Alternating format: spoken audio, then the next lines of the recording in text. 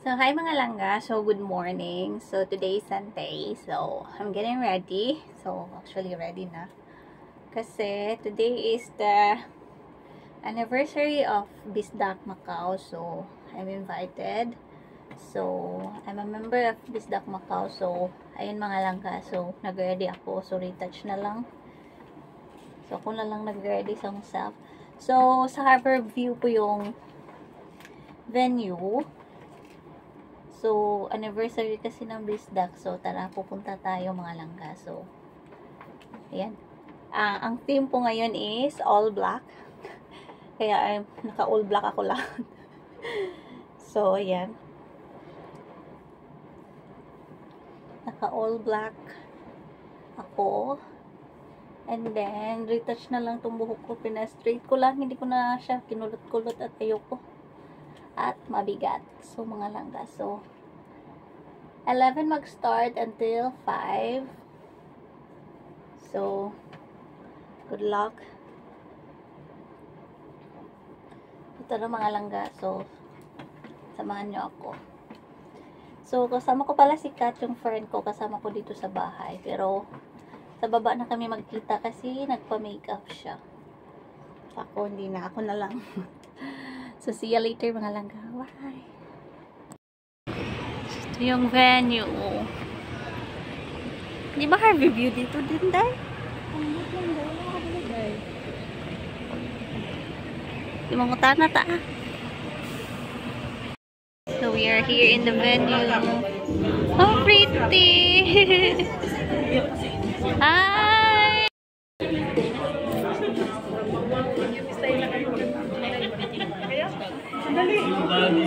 Kala ko ito mga pinicture. Bukas pa kami na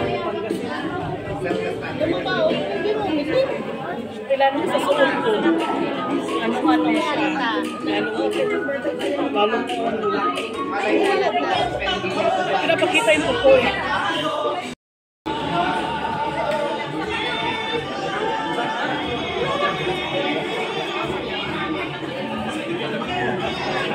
So, anniversary for today ng Bisdak.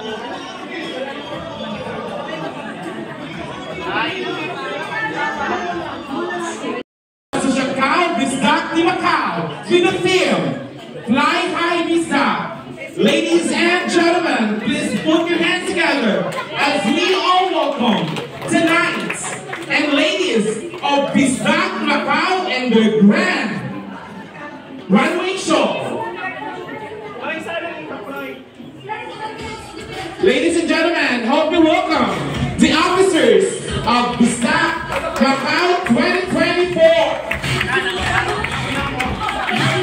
Ladies and gentlemen, your host for today, my name is Carlos, and I will be hosting the rest of the celebration. I hope you guys enjoy, have fun, and have socialized with the rest of the delegates and attendees for today's event.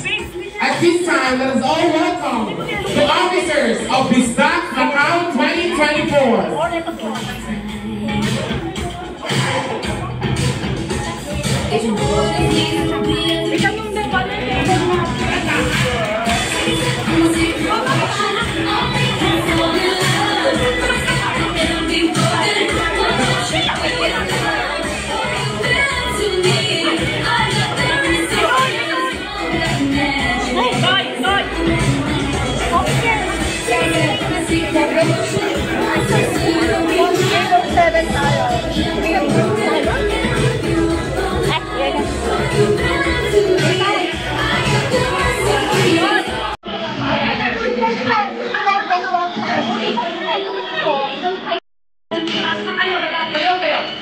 Everyone, let's make some room. We're walking down the runway.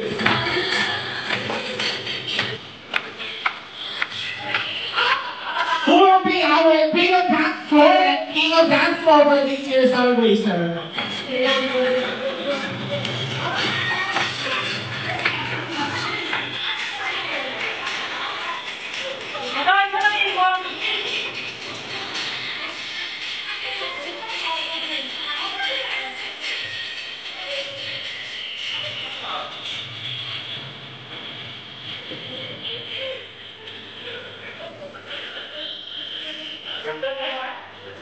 ladies and gentlemen, presenting the officers of the SDAC Macau year 2023 to 2024. A big round of applause.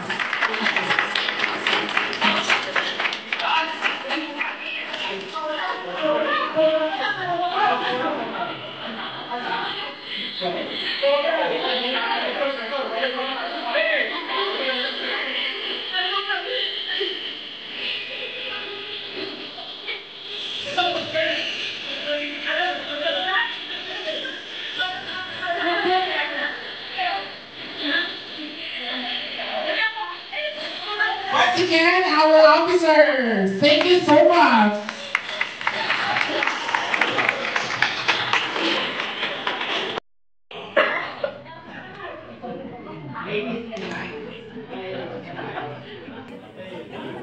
Coming, light the night.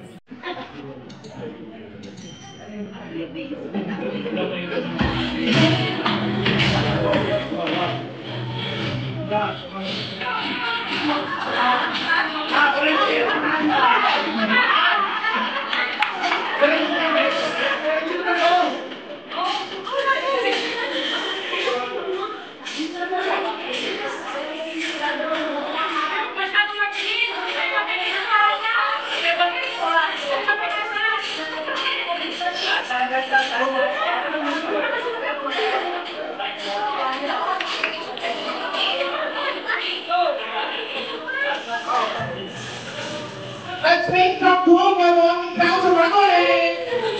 Show your smile.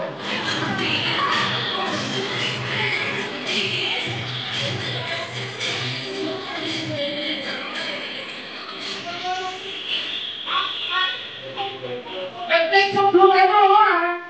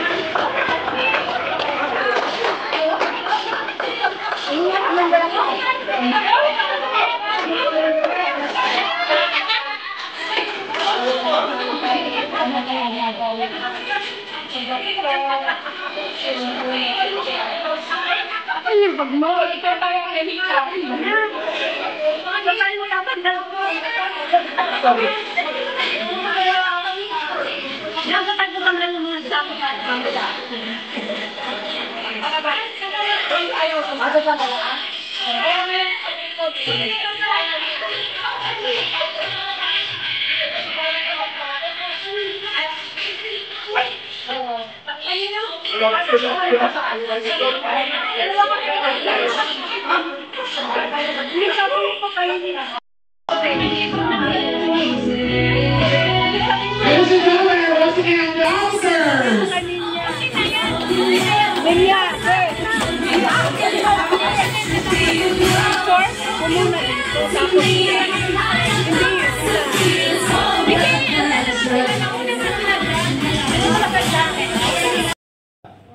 I wish to, of course, deliver our, of course, gratitude and our thanks to the kind invitation. Anniversary of Macau SDAC Macau, given the 2nd day of June 2024 at Harbor View Hotel, Macau Star. Signed, Charito J. Cortez, Vice President. Signed, Jennifer D. Grancho, President.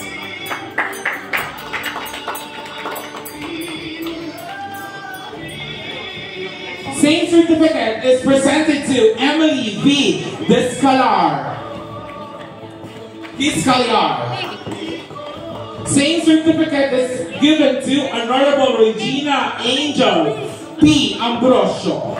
There you have it, ladies and gentlemen. A big round of applause, please.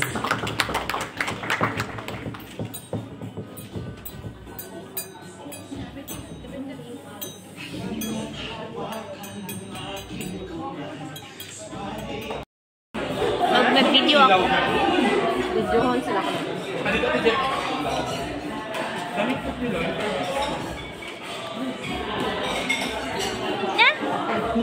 Doon yung food, nandun. Mag-rice ba? Ay, siya, magka-buffet na siya. Mag-rice ka kasi buffet siya.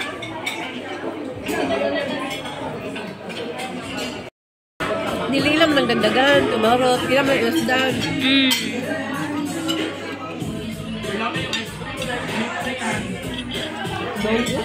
30, bumusta na po sa inyo. 20 million yan malinis. Automatic po yan. Dahil ang BGC noon ng Ayala, we started at 3 million back in 2010. No? Nagkakanta po tayo ng 3 million. Ngayon, nasa 11, 15 million na po ang mga BGC ngayon. So if you want your money to double or triple in a fast way in 10 years, invest in syempre with Ayala. So yun po yung pangatlo. Pang-apat, I think one of the reasons why na nag-withdraw po ang Pilipinas sa Belt and Road is dahil meron po tayong sinaynan with the United States, no? Na magkakaroon po ng nuclear energy ang Pilipinas by 2033. Okay? This is according to the White House.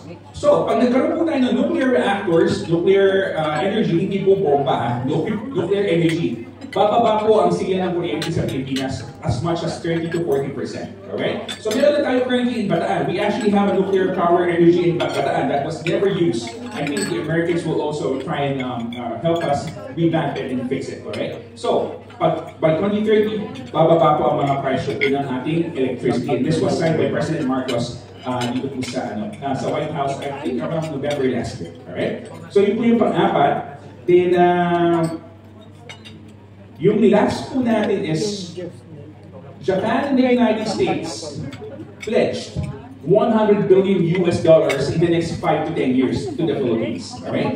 So, both of these countries are already preparing the Philippines to be the next, parang medyo naglalabas na sila ng pera sa Taiwan kasi pwede nang, hindi mo alam yung pwede nangyari. So, may mga CHIPS Act na nilabas sa Amerika on where ang Pilipinas is malaki-laki ang recipient. Baka 30-40% ang mapupunta sa mga semiconductor industries transferring to the Philippines. Alright? And also, ang Pilipinas po ngayon, syempre hindi po ako taga-gobyerno, pero sa mga nababasa ko lang po, yan, nag-prepare na po tayo sa mga tendencies po na pwede po mangyari. No? So, marami po tayong tatanggapin na most likely po mga refugees po sa taas po, no? Sa cities. So, lahat po ito magko-contribute sa actually sa growth po sa property market, lalo na yung mga train system at syempre po yung ating nuclear power energy po by 2033. So sana po, before 2030, makapag-invest na po kayo sa Pilipinas dahil po